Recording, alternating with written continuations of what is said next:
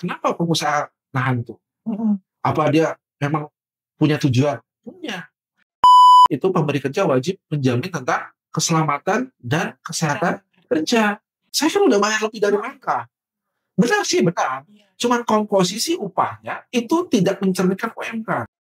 Pergi dan pulang dari tempat kerja. Memang di BPJS Tenaga itu masuk dalam kecelakaan kerja. Tetapi di dalam konteks Undang-Undang 170 itu tidak dimasukkan dalam definisi kecelakaan kerja. Bahwa data-data bukti-bukti pelanggaran, dugaan, Kementerian Tenaga Kerja itu bikin suatu sistem penghargaan. Bisa podcast kejari batas, podcast kejari bincang santai bersama narasumber yang kompeten, memberikan penerangan hukum kepada sobat Adiaksa dimanapun berada. Podcast kejari batas. Hai Sobat Adiaksa, kembali lagi di Bisa Podcast, Bincang Santai Podcast Kejari Batam. Sobat Adiaksa, pernah tidak terbayangkan bagaimana jadinya sebuah tempat kerja yang tidak memiliki aturan, tanpa perlindungan hukum bagi para pekerja, tanpa jaminan keselamatan bagi setiap orang yang terlibat di dalamnya. Disinilah pentingnya Undang-Undang Ketenagakerjaan serta regulasi tentang kesehatan dan keselamatan kerja. Nah, hari ini kita akan kupas tuntas isu tersebut bersama narasumber yang kompeten dalam bidangnya, yaitu pengawas ketenagakerjaan ahli media pada UPTD Ketenagakerjaan Kota Batam, Bapak Bukti Rantau STMM. Selamat pagi Bapak. Bagaimana kabarnya Bapak? Baik, Sehat? Alhamdulillah sehat. Alhamdulillah sehat. Oke Sobat Adiaksa, sebelum kita memasuki materi kita pada kali ini, saya persilahkan kepada Bapak Mukti untuk dapat memperkenalkan dirinya, baik dari segi profil Bapak Mukti sampai dengan perjalanan karir seorang Bapak Mukti hingga saat ini nih Bapak. Dipersilahkan Baik. kepada Bapak Mukti. Baik, sebelumnya saya bekerja 96 sampai 2005 di perusahaan multinasional, kemudian di pemerintahan 2005 sampai saat ini. Saat ini saya adalah pegawai pengawas ketenagakerjaan ahli media di Dinas Tenaga Kerja dan Transmigrasi Provinsi Kepri yang ditempatkan di Kota Batam. Nah, langsung saja ya Sobat Adiaksa, kita masuk nih kepada pertanyaan kita yang pertama dahulu. Apa nih Bapak tugas dan peran dari UPTD Pengawasan Ketenagakerjaan Kota Batam, Bapak? Ya, jadi pengawasan ketenagakerjaan itu adalah suatu profesi yang diamanahkan di dalam Undang-Undang Ketenagakerjaan, khususnya di Undang-Undang Nomor 13 Tahun 2003 tentang bagaimana mengawasin pelaksanaan ketentuan Undang-Undang Ketenagakerjaan di Indonesia. Dan pengawas tenaga kerja ini bukan suatu jabatan yang hanya ada di Indonesia. Jadi pengawas tenaga kerja itu ada di seluruh dunia. Jadi di setiap negara itu ada bahasanya, kalau di kita pengawas tenaga kerja, tapi di international terminologinya itu adalah labor inspector. Labor inspector itu adalah bagian daripada organisasi dunia yang menaungi ketenagakerjaan, yaitu International Labour Organization ILO di PBB. Jadi pada prakteknya pengawas tenaga kerja ini dikembalikan kepada masing-masing negara di dalam melaksanakan tugasnya, yang mana tugas ini harus mengacu pada konvensi, terutama konvensi-konvensi yang sudah diratifikasi oleh negara kita. Salah satunya adalah ratifikasi konvensi terkait dengan pengawasan ketenagakerjaan tadi. Nah, pengawasan tenaga kerja ini kan berarti kalau begitu Pak, semua norma-norma perundangan diawasin. Ya. Apakah di situ ada dugaan pelanggaran? Tetapi kita lihat lagi nanti dari segi normanya, apakah norma ini masuk dalam ranah hukum pelanggaran yang masuk ke hukum acara pidana, atau apakah pelanggaran ini masuk dalam kira-kira norma-norma di hukum acara perdata. Jadi kita harus lihat case by case, normanya apa nih gitu. Misalnya contoh tadi terkait upah di bawah UMK. Itu contohnya ya. Nah, itu adalah pelanggaran yang masuk dalam ranah hukum acara pidana. Dan sehingga ketika di dalam penegakannya kita ada dua nih stepnya. Pertama, melakukan pembinaan dulu, ditandai dengan pemberian nota pemeriksaan 1, nota pemeriksaan 2. Ketika pengusaha sudah diberikan peringatan ini, tetapi juga masih tidak patuh, maka kami harus melaporkan permasalahan ini ke tingkat yang lebih tinggi, yaitu ke penyidik pegawai negeri sipil, disingkat PPNS. Iya. Nah, di mana nanti dia harus berkoordinasi dengan pembina PPNS-nya di Polda, atau di kita di Kepri ya, di Polda Kepri. Tentu bagaimana nih bukti-bukti apa yang bisa dilanjutkan sampai mungkin, tapi ini baru sampai pada pelanggaran-pelanggaran tindak pidana ringan ya, tapi yang sifatnya serius sampai saat ini belum.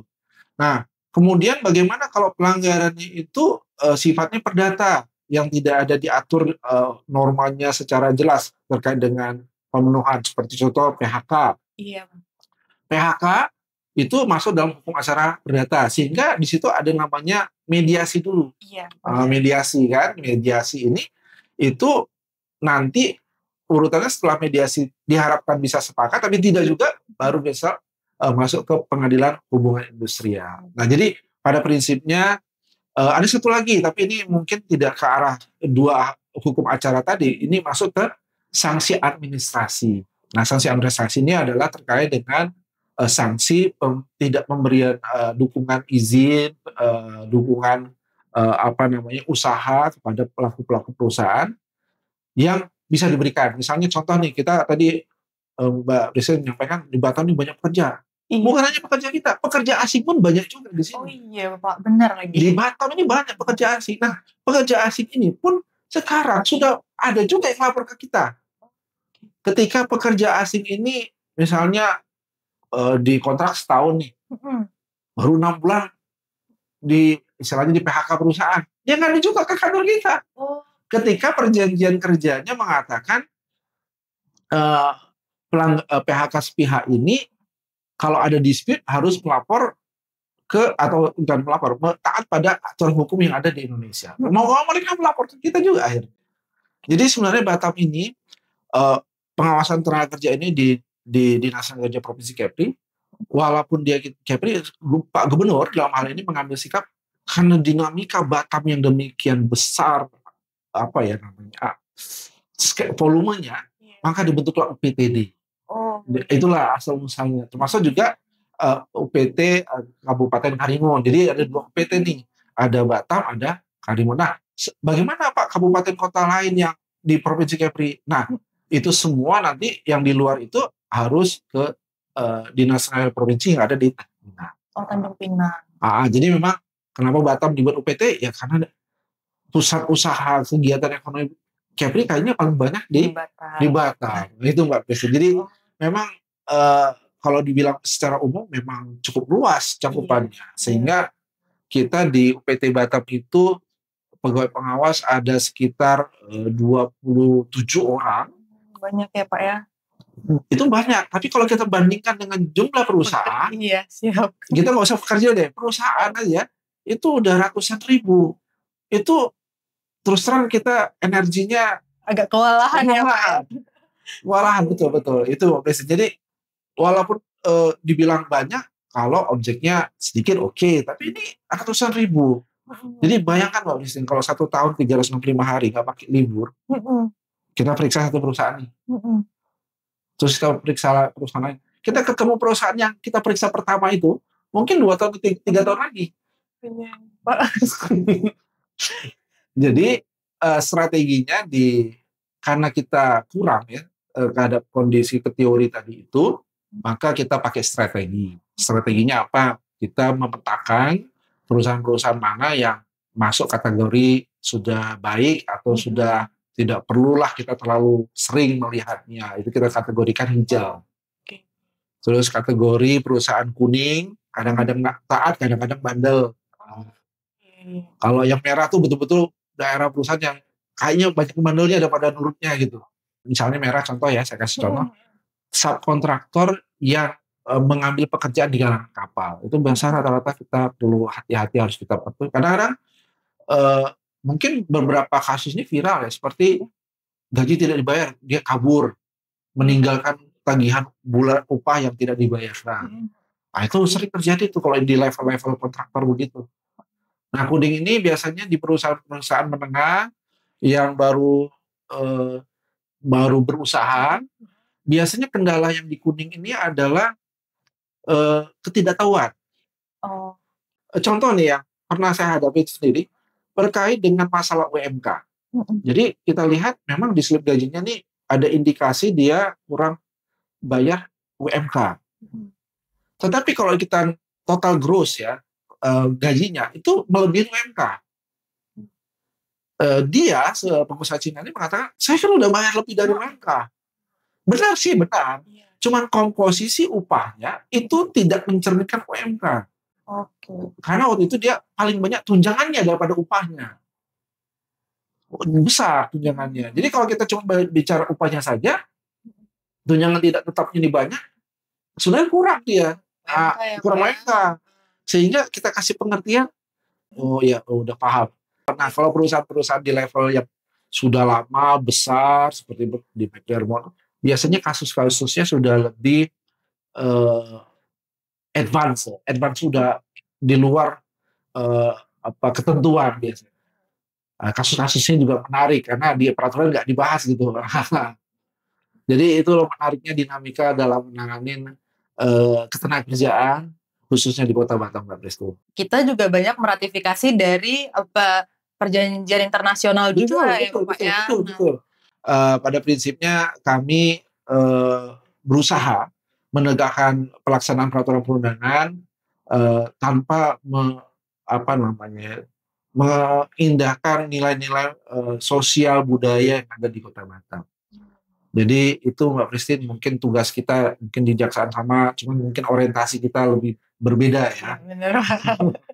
Oke baik nih Pak, apa aja sih Pak yang menjadi hak dari tenaga kerja, pekerja atau buruh itu sebenarnya Bapak? Iya jadi gini, saya mau mungkin mulai dari konsep universalnya dulu. Siap. Ya, jadi jangan kita nanti membandingkan Indonesia dengan yang lain, tapi salah perbandingannya.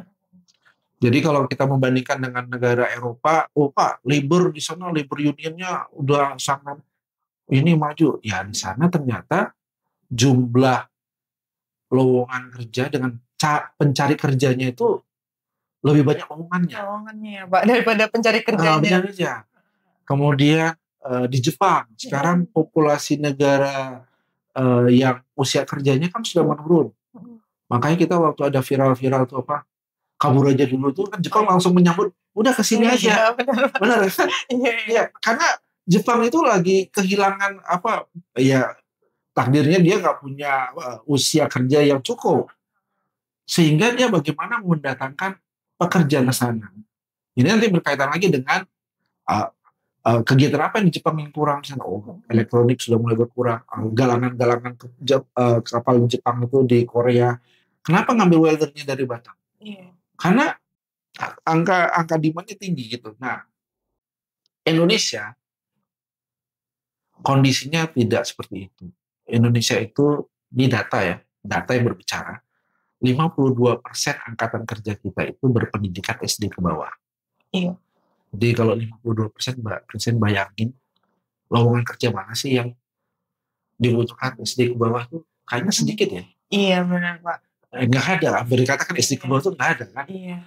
Yang posisi SMP, SMA, kuliah aja kita bagaimana nih? Masih susah ya Pak. Matching-matchingin karena opportunity atau lowongannya memang nggak sebanyak di luar. Sementara mungkin viral juga ya beberapa video di luar di daerah lain misalnya di Cianjur supermarket baru lowongan yang antri cari kerjanya butuh 10 ribuan kan. Tragis kita dengarnya kan. Demikian susahnya cari kerja. Nah itulah kondisi saat ini sehingga kenapa pemerintah ada peraturan perundangan tenaga kerja supaya kondisi yang tidak seimbang ini dengan ada peraturan jadi seimbang. Kita lebih banyak melindungi yang 52% kurang tadi. Sehingga kita bayangkan ketika ada kerjaan terus syarat-syarat kerjanya tidak sesuai ketentuan gimana biasanya? Pasti diambil kan? Iya. Mau nggak kamu digaji di bawah Pak? Yang penting kerja dulu Pak. Iya. Ya kan? Nah itu kan butuh makan ya, butuh sesuatu sehingga dia kadang-kadang mengabaikan. Nah kapan dia mulai menuntut? Menuntut itu ketika sudah mulai dipecat. Pak upah saya kurang. Kok nggak boleh? Ya Pak dulu saya butuh kerja. Nah, itu biasa normal ya. Iya. Kemudian ijazah ditahan. Kenapa pengusaha nahan tuh? Mm-mm. Apa dia memang punya tujuan? Punya. Karena biasanya orang yang kerja dengan nahan jasa itu berarti pekerjaannya nggak bakal betah di situ. Itu indikasinya udah pasti kerjanya lebih, terus gajinya kurang, kemudian apa jam kerjanya hampir dikatakan nggak sesuai ketentuan kita kan maksimum hanya 8 jam kerja tambah 1 istirahat itu 9 jam di kantor itu. Iya, Dan kadang-kadang kita lebih kerja mungkin 12 nggak dibayar lembur lagi. iya. Tapi demi supaya dapat kerja terima dulu. Sehingga karena fenomena kasus kita seperti itu, problem di pengawasan kerja adalah data. Ketika kita membuktikan kamu kerja berapa jam sih sehari, nah perusahaannya aja nggak punya ceklokan itu time machine ini nggak punya. Sementara kita kalau dalam hukum acara pidana kan bukti-bukti pendukung sangat penting kan. Benar, Pak. Gara-gara nggak ada kita bisa dipetun juga kan sebagai petugasnya. Saya sudah dipetun juga pernah. Jadi saya ngalamin itu kendalanya kenapa? Kok lama sekali suatu kasus itu untuk bisa selesai? Ya karena datanya kurang untuk bisa ditingkatkan ke jenjang yang lebih tinggi. Nah, kadang-kadang itulah memang problemnya pekerja kita mungkin belum menyadari karena tadi kondisinya tidak ideal juga. Tapi kalau ketika kondisinya sudah ideal nantinya akan ada penyesuaian. Nah, tugas kita sekarang banyak nggak lowongan pekerja di Batam? Banyak. Sebenarnya cukup nggak Pak pekerja? Cukup. Cuma kan konsepnya di negara kita kan ada gula ada semut. Iya. Jadi orang dari Sumatera Utara di Batam mudah Iya. cari kerja. Datang semua ke Batam ya kan, Pak? Nanti yang dari Sulawesi, Batam cari muda kerja muda. Jadi kompleks nih, makin lama makin kompleks nih. Makanya kemarin ada viral kan yang di konstruksi yang di pembangunan proyek yang untuk Apple itu kan sempat ada yang warga Jawa Barat kan ya, yang bayar nggak dibayar upahnya kan, ya kan didatengin. Iya, Pak. Begitu nggak dibayar, nah urusan kita juga akhirnya. Kerja di ketinggian harusnya pakai body harness sesuai dengan dikasih nggak dipakai. Kadang-kadang kita serba salah juga. Iya, benar, Pak. Dia bilang susah Pak ini gerak-geraknya saya malah susah. Oke. Tapi satu pihak bahwa itu tadi pekerja kita tadi terhadap K3 itu memang kurang sadar. Nah tugas pengusahanya harusnya untuk menyadarkan. Dan itu ada di undang-undang kita, Undang-Undang 13 2003 pasal 86 itu mengatakan bahwa ketentuan mengenai itu pemberi kerja wajib menjamin tentang keselamatan dan kesehatan kerja. Jadi kita jangan berharap bahwa pekerja itu sadar sendiri. Enggak. Yang kita harapkan sadar itu pengusahanya. Untuk jangan sampai ada pekerjanya yang celaka, meninggal apalagi. Pernah saya punya pengalaman di lokasi itu menerima telepon dari istri korban kecelakaan kerja menanyakan suami saya mana? Suaminya kenapa saya nggak bisa jawab? Kenapa? Masih hilang, hanya di bawah laut. Baru seminggu kemudian ditemukan di Galang Angin. Kalau kita lihat undang-undang ketenagakerjaan terkait dengan undang-undang yang bahas keselamatan kerja itu undang-undang nomor 1 tahun 1970 itu namanya itu undang-undang tahun 1970 ya. Jadi sanksinya itu masih ya nuansa tahun 70-an. Jadi kalau kita balik ke tahun 2025 ini ya masuk kategori tipiring gitu. Tapi kan nggak enak kan kalau kita memproses suatu pelanggaran pakai tipiring kan. Sementara korbannya meninggal. Iya, benar, Pak. Gimana tuh Pak, masa suami saya meninggal tipiring gimana? Nah, itu makanya kadang-kadang di satu sisi teman-teman di kepolisian itu menggunakan KUHP pasal 359 360. Nah, untuk memberikan rasa yang lebih fair lah terkait dengan kecelakaan kerja tadi.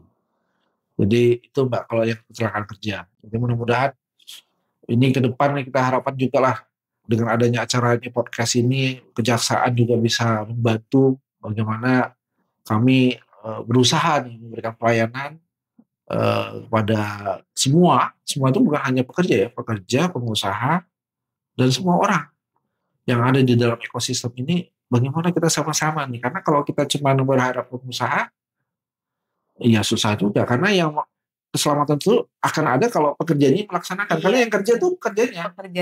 Benar, Pak. Pengusahanya kan misalnya contoh kasih helm, dibelikan helm, misalnya ada 100 helm dibagi. Tapi kalau pekerjanya nggak pakai helm, ya sama juga. Iya. Mungkin pengusahanya juga sudah berupaya memfasilitasi untuk keselamatan pekerjanya, tetapi kembali lagi kepada tenaga kerjanya ya Bapak, apakah iya. Bisa contoh nih yang sederhana. Sudah tahu daerah berbahaya mudah meledak. Iya. tulisannya besar, dilarang merokok. Itu yang namanya pekerja kita kadang-kadang kalau nggak merokok tuh gimana? Tempat ini yang salah dia. Tempat yang nggak boleh merokok, dia merokok di situ. Itu kan berbahaya. Nah, terjadi sesuatu. Ya pengusaha juga nggak mau sebenarnya. Iya. Butuh kesadaran sebenarnya. Kalau orang sadar itu kan enak gitu karena dia yang menilai resiko kerjanya. Beda dengan dipaksa. Iya. Nah, kasihan tuh orang-orang safety yang ahli K3 itu, mereka juga udah melaksanakan tugas. Tapi ya pekerjanya juga nggak mau kerja sama nih gimana supaya sadarnya. Nah, Kementerian Tenaga Kerja itu bikin suatu sistem penghargaan yang namanya zero accident. Kalau suatu perusahaan itu memang zero accident itu bukan berarti tidak celaka ya. Maksudnya definisi zero accident itu ketika ada suatu kejadian kecelakaan yang mengakibatkan seseorang itu besoknya nggak bisa kerja gara-gara kecelakaan, itu dihitung 1. Oh. Jadi kalau misalnya kegores nih di garmen, dikasih salotip, lakban gitu ya untuk ngobatin, itu belum dihitung 1. Walaupun itu masuk kecelakaan. Jadi ada terminologinya juga. Nah, kemudian pergi dan pulang dari tempat kerja. Memang di BPJS Tenaga itu masuk dalam kecelakaan kerja, tetapi di dalam konteks Undang-Undang 170 itu tidak dimasukkan dalam definisi kecelakaan kerja. Walaupun sebenarnya jaminan sosial itu masuk di BPJS Tenaga. BPJS Tenaga Kerja itu sudut pandangnya adalah perlindungan sosial. Jadi dia lebih fokus pada aspek akibat dari suatu kondisi. Jadi kenapa dia berangkat dari rumah ke perusahaan itu kecelakaan kerja? Karena nawa itu dia mau pergi kerja. Iya benar. Jadi akibat dia berangkat celaka, maka aspek akibatnya dilindungi, maka dia masuk ke kecelakaan kerja. Selama berada di tempat kerja, walaupun sebenarnya di tempat kerja dia tidak lagi kerja pun disebut kecelakaan kerja. Kenapa?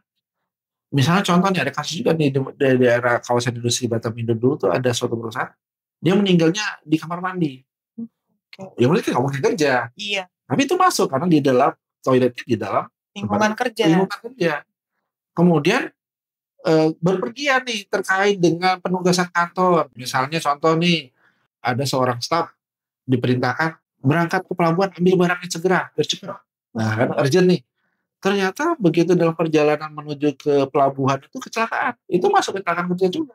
Termasuk nanti pada akhirnya pulang lagi ke tempat kerjanya. Ya kan nawa itunya kan udah habis kerja pulang ke rumah kan. Itu masuk kecelakaan kerja. Itu makanya BPJS Tenaga Kerja itu mengcover nih. Kalau ada sesuatu yang tidak diinginkan dalam hal-hal lingkup yang tadi saya ceritakan. Agak beda dengan Undang-Undang 170. 170 ini fokus pada penyebab. Yaitu ketika benar-benar bekerja. Jadi yang disebut tempat kerja itu kalau dia sedang melakukan kerja. Jadi lagi ngapain Pak? Lagi ngelas, lagi kerja. Oh lagi ngapain? Lagi gergaji, lagi kerja. Oh lagi ngapain? Lagi ngangkat, lagi kerja. Kenapa 170 berbeda agak sedikit? Walaupun sebenarnya Undang 170 ini adalah bagian dari yang BPJS tadi ya. Karena semua variabel yang melakukan pekerjaan yaitu pekerja, peralatan, bahan kerjanya, metode cara kerjanya, dan lingkungan itu adalah tugas pengusaha bagaimana caranya comply dengan peraturan perundangan. Supaya kejadian yang namanya kecelakaan itu tidak terjadi. Di galangan kapal kok sering sekali sih kok ledakan Pak. Tadi kan benar. menyinggung kok meledak gitu kan. Jadi kalau di kapal itu ada sekat-sekatnya nih. Itu namanya kita sebut ruang terbatas. Nah, di ruang terbatas itu pengap ya Pak? Panas. Bayangkan Mbak Prisin orang ngelakuin kepala seperti itu. Ngecat di situ, gelas di situ. Cat ini kalau misalnya habis dicat, masih basah ya. Apa yang Mbak Prisin rasakan biasanya? Bau ya? Mengat ya, bau menyengat ya. Selain bau menyengat, dia flammable. Mudah terbakar. Itu kombinasi berbahaya kan? Makanya perlu diatur. Bagaimana caranya? Makanya ketika ada melakukan suatu pekerjaan yang menimbulkan panas seperti las, gerinda, dan lain-lain, maka lingkungan tempat kerjanya itu harus dipastikan aman. Caranya bagaimana? Diukur. Apakah ada kadar bahan yang mudah terbakar melebihi limitnya? Iya. Pada prinsipnya adalah bagaimana memastikan ruangan itu kalau lagi ngelas nggak kebakaran atau nggak meledak. Itu. Nah itu tugasnya siapa? Orang safety-nya. Safety-nya itu yang melakukan itu. Nah memang kalau kita banding-bandingkan, ya itu tadi. Orang safety-nya terbatas, yang kerjanya terbatas, tapi semua orang ingin cepat selesai. Unik Pak, kalau kita dalamin ya, data-data yang ada ini memang cukup menarik. Makanya kejadian ledakan tuh hanya ada di kejadian fabrikasi dan galangan kapal. Di elektronik hampir nggak ada. Elektronik itu problemnya berbeda lagi. Terbentur, ya, bisa dengan forklift, ketabrak, ya, jasa itu beda lagi masalah. Tapi yang kalau kita sebut dengan daerah perlu perhatian lebih ya memang sektor fabrikasi dan galangan kapal. Kenapa? Memang resiko tempatnya juga cukup tinggi, Mbak. Kita angkat-angkat data nih ya. Iya, Pak. Data-data kecelakaan kerja ya, yang di sektor galangan kapal yang rata-rata di Tanjung Muncang.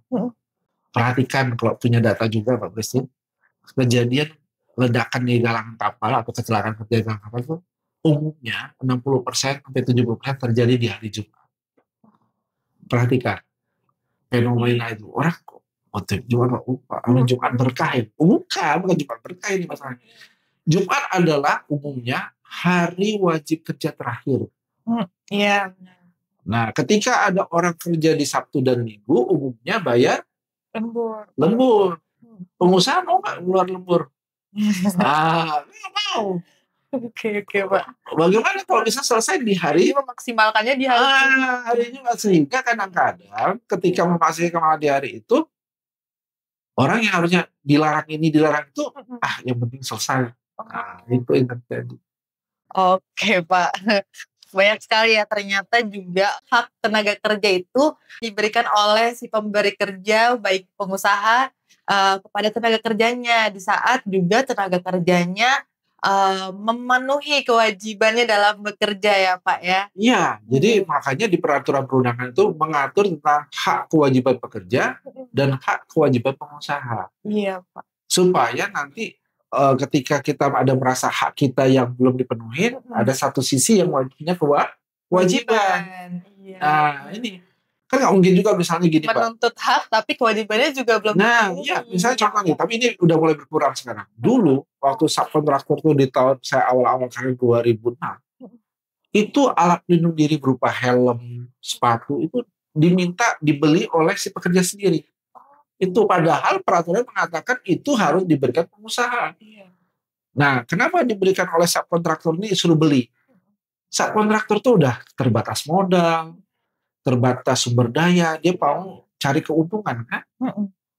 Coba bayangin, sepatu safety satu kalau kita beli itu harga rata-rata dia ya yang sedang rendah itu 200.000 atau 300.000. Kalau ada 10 orang pekerja berarti berapa? 3 juta. Nah kadang-kadang nih pekerjanya juga padahal begitu dibeliin besok nggak muncul lagi, sama sepatunya nggak muncul juga, hilang ini. Pekerja mana tuh pekerja kita? Udah kabur Pak, lah 300.000 hilang berarti kan? Bukan hanya pekerja yang hilang ya Pak. Iya, itu juga sama. Jadi saya bilang sama pengusaha, kan yang diwajibkan peraturan perundangan kan bukan dari rumah pakai safety shoes saya bilang. Kan yang diwajibkan itu ketika kerja di lokasi. Jadi kamu sediakan aja safety shoes itu di lokasi. Jadi begitu dia datang di lokasi, pakai sepatu baru masuk kerja. Nanti pas mau pulang, sepatunya dititipin lagi. Baru pulang naik sendal, nggak apa-apa. Yang diwajibkan itu kan dari tempat kerjanya. Sama-sama kita carikan jalan solusinya seperti apa. Karena tentu kan mereka ingin, ya terus terang saja ya, UMK itu kan hanya mengatur basic needs ya, lalu kebutuhan dasar. Sementara sebagai manusia itu kan sudah bergeser, apalagi sekarang udah Gen Z ya. Iya benar Pak. Iya, healing, self reward, bahasa-bahasa yang work balance itu ya. Kadang-kadang kita suruh lembur aja nggak mau ya.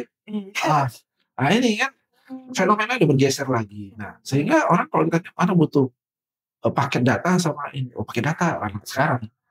Sementara di survei basic need itu hal-hal seperti itu belum diakomodir. Ya sekedar ininya saja. Nah, sehingga UMK itu sebenarnya adalah social net terkait dengan kalau orang sudah dikatakan UMK itu ya kalau bisa lebih.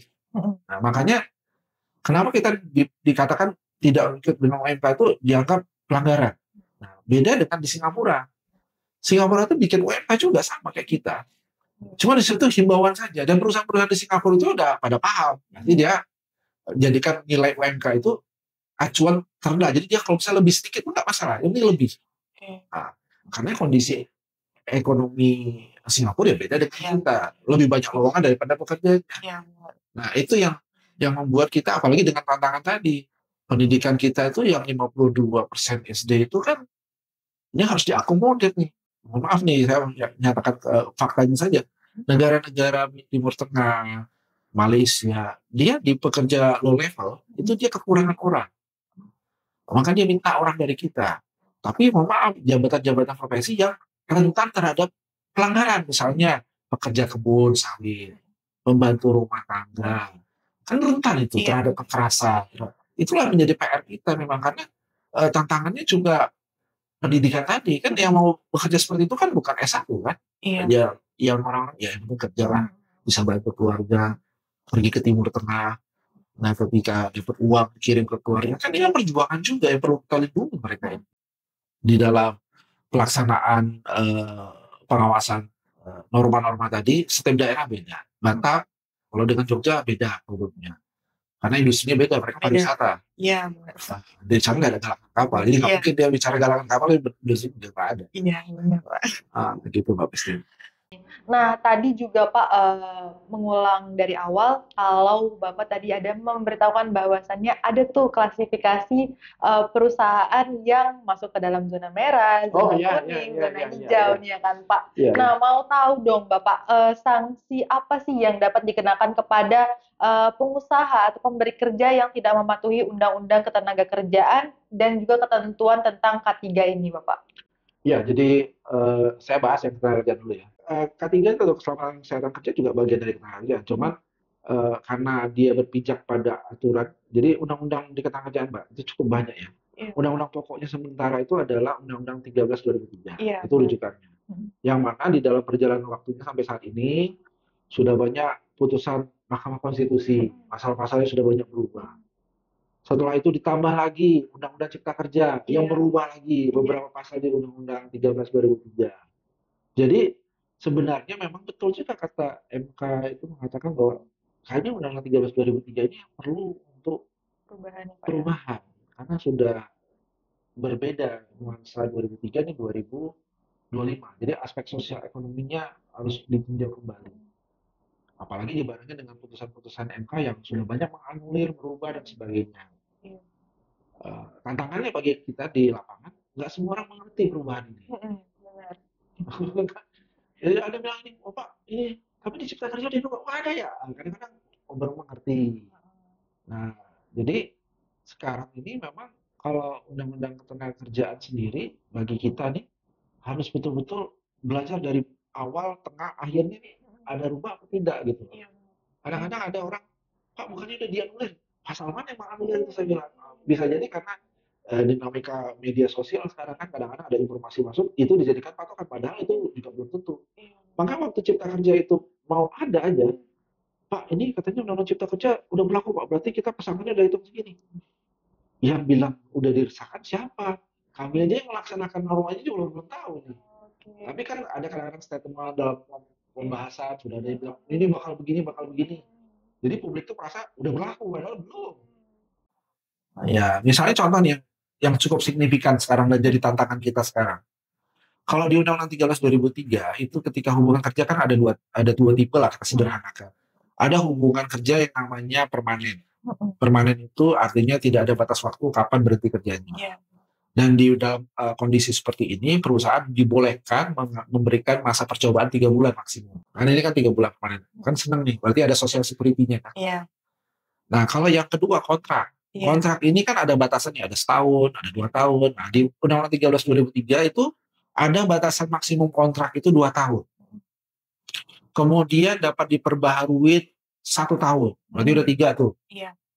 kemudian 2 tahun maksimum, diperpanjang 1 tahun, baru ada kalimat jeda 30 hari, diperbaharui untuk maksimum 2 tahun. Jadi 212. Nah, tanpa ada kompensasi. Iya. Nah, Undang-Undang Cipta Kerja ini udah berubah nih. Yang tadi 212, Cipta Kerja langsung bilang boleh dikontrak maksimum 5 tahun, langsung digabungin sama dia semua. Nah, kemudian yang kedua, bagi yang sudah habis kontrak maka dapat uang kompensasi, yang mana di Undang-Undang 13 2003 tidak ada. Nah, uang kompensasi ini kalau kita hitung secara ilmu ekonomi antara yang pesangon dengan kompensasi berdasarkan nilai uang, ujungnya sama.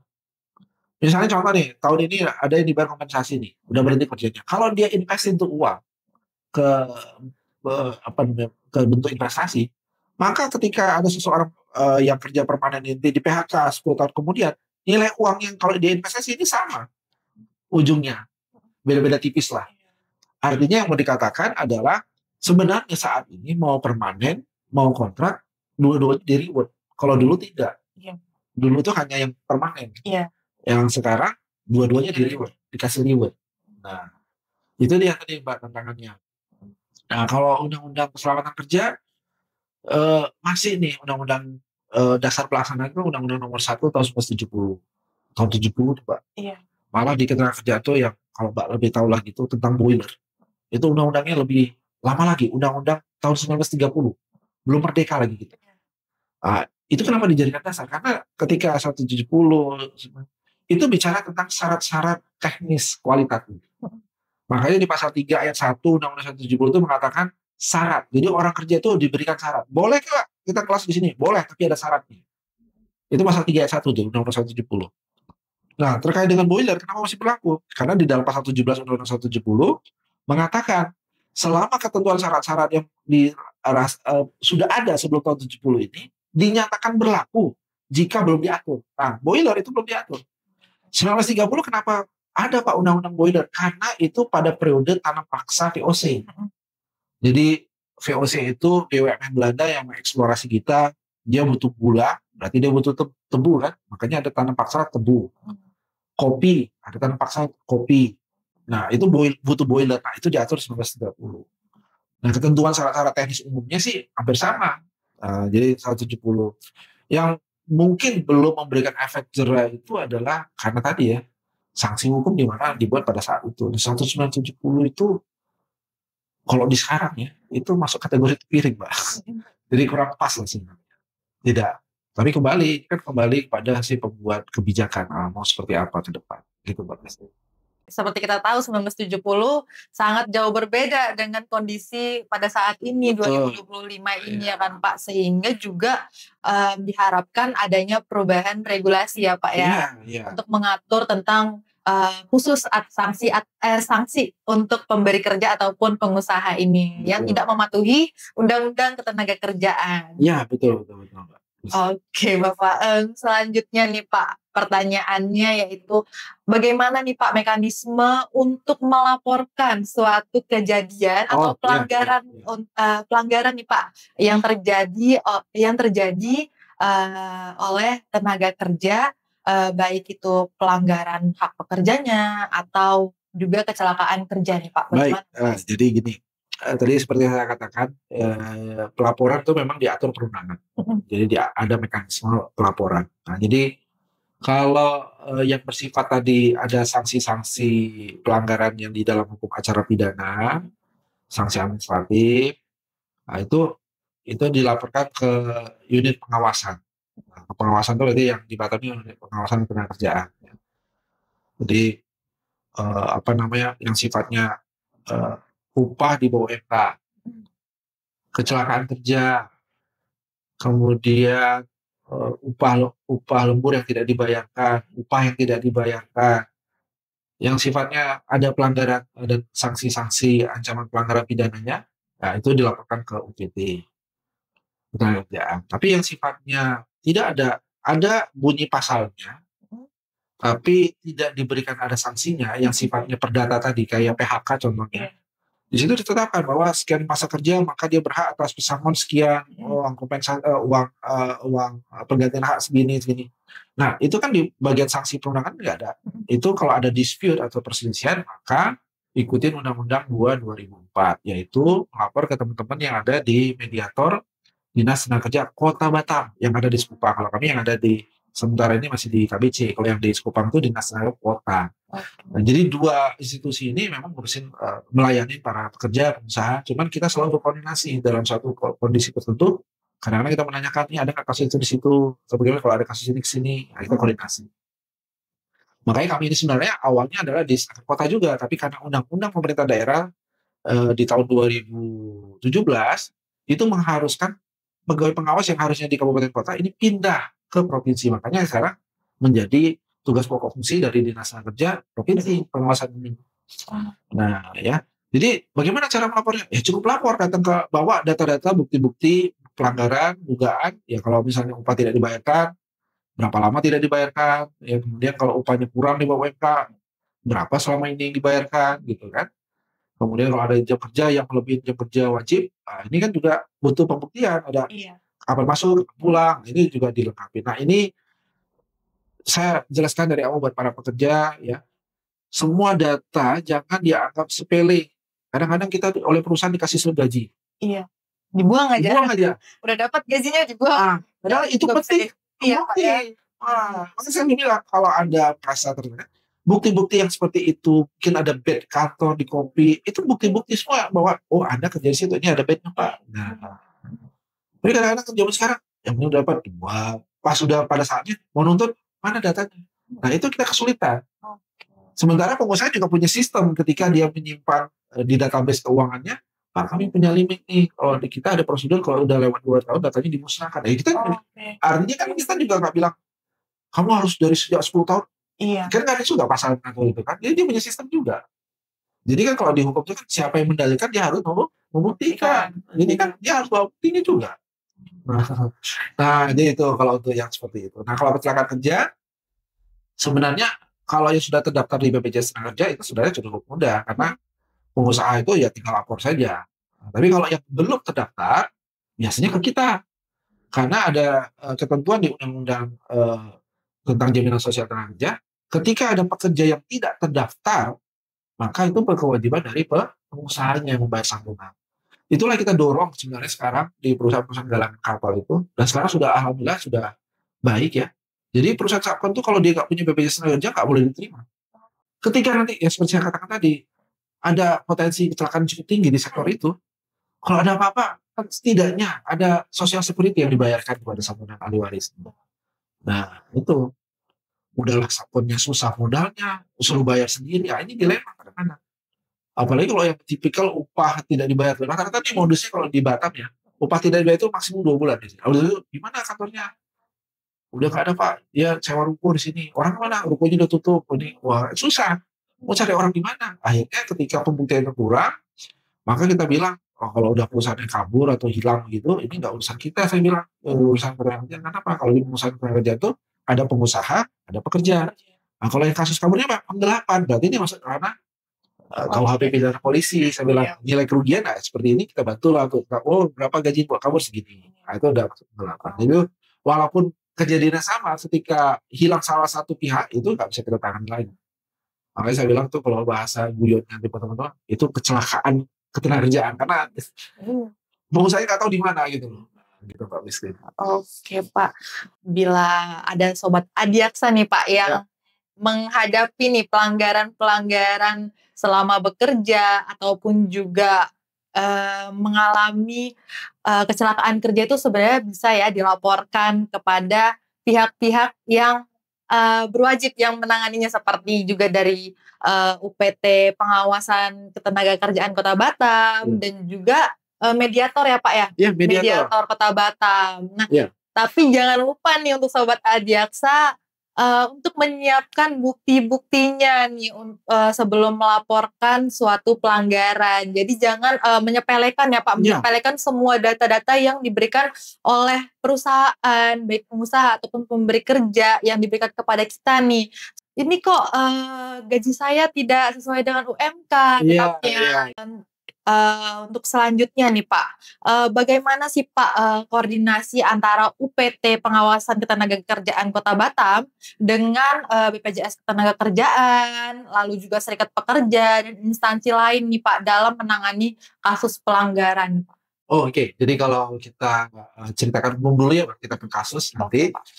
Jadi di Dinas Tenaga Kerja Transmigrasi Provinsi Kepri itu kita ada bidang-bidang. Iya. Jadi kayak kami ini kan UPT ada bidangnya itu namanya bidang pengawasan ketenagakerjaan.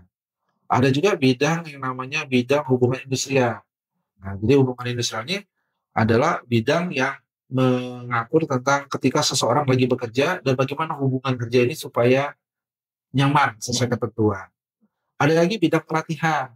Nah, ini pelatihan ini memberikan pelatihan-pelatihan agar tenaga kerja ini ya bisa mudah diserap. Dan yang paling awal sekali namanya bidang penempatan. Jadi ini dia bidang yang bagaimana orang nganggur bisa kerja. Nah itu bagaimana nih, ada lowongan di mana? Oh, ada lowongan di sini. Kita arahkan ke sana. Nah itu supaya tadi eh, kan di Undang-Undang Dasar 1945 ada mengatakan setiap warga negara berhak atas pekerjaan dan kehidupan yang layak. Nah itu kan udah cita-cita bangsa nih. Iya. Jadi Dinas Tenaga Kerja berpanjangan tangan dari pemerintah pusat di daerah itu udah sama fungsinya dari penempatan, pelatihan, hubungan industrial, pengawasan. Nah kami ini di muaranya di paling ujung nih, ketika semua sudah ini, bagaimana pengawasan? Nah terkait dengan hubungan dengan serikat pekerja buruh itu dia ada di bidang hubungan industrial. Hubungan industrial itu seperti misalnya nih, ini udah bulan September ya, Iya. udah mulai nih pembahasan pemerintah. Oh, Serikat-serikatnya sudah mulai nih punya fokus apa, data-data seperti apa. Nih kita ada namanya sidang Dewan Pengupahan. Itu udah mulai cari data, dasar hukum, data-data kekinian, inflasi berapa. Nah, itu udah dikumpulin nih sekarang nih September ya. Untuk memprediksi tahun depan seperti apa. Inflasi berapa, produktivitas berapa. Nah itu. Nanti kan pada bulan November, Desember itu sudah harus ada SK Gubernur untuk UMK tahun berikutnya. Nah, itu ya dinamika ya mungkin karena di Batam Center ya sering lihat juga ya, jadi tahu lah merasakan ya. Nah itu untuk serikat pekerja.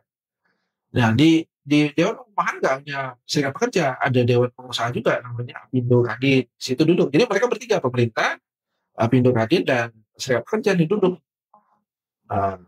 dengan merujuk peraturan yang sama, bagaimana membuat kebijakan terkait dengan upah tahun depan dan sebagainya.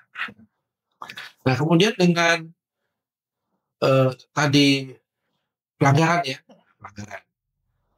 Kalau pelanggaran itu berarti lapornya kemana? Ke pengawas ketenagakerjaan. Jadi semua laporan silakan aja dilaporkan. Nanti kami yang mengadres atau mengarahkan, oh nih Anda harusnya ke mediator. Oke, iya. Anda ke sini, kami arahkan nanti. Karena bisa jadi kan pekerja nggak ngerti nih. Iya, Yang penting dia lapor aja, apa lapor saja dulu. Oke, benar. Dan kita di UPT itu ada piket harian. Jadi ada 2 petugas yang selalu standby yang kalau masyarakat datang mau nanya-nanya boleh, nggak mesti harus ngadu ya, harus nanya-nanya. Mau curhat dulu boleh, itu ada petugas piketnya nanti. Oke. Dia dengerin, oh Pak kalau begini kita kasih advice juga, misalnya kemungkinan besar nanti Pak kalau Bapak ambil ini kemungkinan paling ujungnya Bapak PHK, Bapak kira-kira siap nggak dengan seperti itu? Misalnya kita kasih edukasi juga, jangan sampai dia nggak siap mental, udah nuntut kan biasa kalau nuntut si pengusahanya udah gak nyaman nih. Iya benar Pak. Dia kan PHK. Kan kita udah kasih prediksi nih, walaupun belum tentu juga. Oh saya sudah siap. Nggak apa-apa, kita lanjutin. Nah, gitu. Artinya semua masalah dilaporkan, tapi kita nanti dari sana mengarahkan nih, ke mana nih arahnya seperti itu. Nah, jadi kita di pengawasan itu juga bermitra, kita nggak mungkin kerja sendirian. Terkait dengan kecelakaan kerja, misalnya contoh nih, kecelakaan kerja. Berobat ini, kita kalau bicara meninggal sih udah selesai, gampang gitu. Iya. Bagaimana kalau orang yang sudah kecelakaan dan dia berobat karena tahunan, ada 2 tahun lebih belum selesai berobat terus, misalnya matanya nih masih kurang nih sampai pada maksimumnya lama itu kan, kita koordinasi dengan BPJS Tenaga Kerja akan memberikan atensi untuk kasus-kasus yang seperti itu, dia ada atensi bahwa dia masuk dalam jaminan kecelakaan kerja. Nah kemudian bagaimana kalau dia tidak masuk dalam BPJS Tenaga Kerja? Misalnya penyakitnya itu ternyata bukan kategori jaminan kecelakaan kerja, ada penyakit yang harus diobatin oleh BPJS Kesehatan. Nah, kita juga koordinasi dengan BPJS Kesehatan. Kalau nggak bisa di situ kan nggak masuk kategorinya kan. Nah, kemudian eh, terkait dengan pelanggaran-pelanggaran tadi kan saya di awal saya katakan ada pembinaan, ada penindakan. Pada kalau udah nggak bisa dibina 2 kali notis, ada penindakan. Nah ini kita kerjasama lagi dengan teman-teman di Polda, khususnya di unit 4 untuk Densus itu terkait dengan permasalahan ini. Apakah dengan gelar perkara? Kan kita kalau hukum acara pidana kan harus ya lebih lebih ngerti gitu kan. Nah, jadi gimana nih? Apakah cukup kuat untuk dilanjutkan atau bagaimana? Kadang-kadang ada kasus, oh ini datanya kurang, nggak bisa dilanjutkan. Atau ini mungkin kasusnya daluarsa. Walaupun dalam undang-undang ketenagakerjaan, selama masih dibuktikan, tapi kadang-kadang buktinya nggak ada gimana. Kata lu, nggak bisa kan daluarsa. Nah, susah kan? Kita mau cerita kepada pekerja yang nggak ngerti hukum juga, kenapa Pak dibatalkan? Nah, itu agak susah juga. Nah itu perlu kerjasama dengan berbagai stakeholder, dengan kejaksaan juga. Terutama kalau kejaksaan saya pernah di BPJS aja kan kalau ada perusahaan-perusahaan yang nggak bayar iuran tuh kan, kan ada penagihan atau ya, itu kan ini stakeholder kerjasama. Nah, gitu Pak Westi. Oke. Nah, oke. Jadi itu ternyata peran dari UPT ini sangat banyak juga ya Pak ya, koordinasinya dengan instansi lain, baik dari BPJS Ketenagakerjaan maupun serikat kerja dan instansi lainnya ya Pak ya. Nah, oke Pak.